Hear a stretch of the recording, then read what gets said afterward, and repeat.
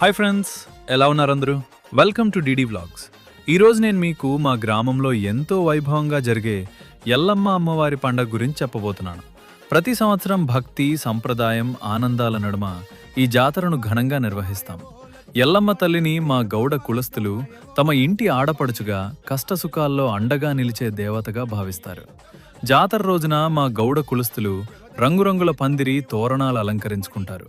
ఉదయం నుండే డప్పుల శబ్దాలు, భజనలు, గ్రామం మొత్తం ఆధ్యాత్మిక వాతావరణంతో నిండిపోతుంది. అమ్మవారిని ఊరేగింపుతో లండ దగ్గరికి తీసుకెళ్లి లండలో ఉన్న ఎల్లమ్మను బయటికి రప్పిస్తారు.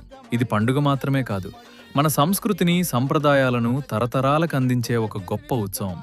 మామ ఇంకా అయిపోలేదు, పార్ట్ మరియు పార్ట్ 3 కూడా ఉన్నాయి.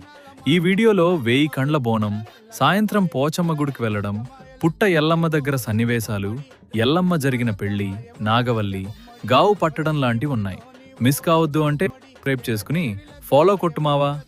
ఎల్లమ్మమ్మ తల్లి ఆశీస్సులు అందరికీ కలగాలని కోరుకుంటూ జై ఎల్లమ్మ తల్లి.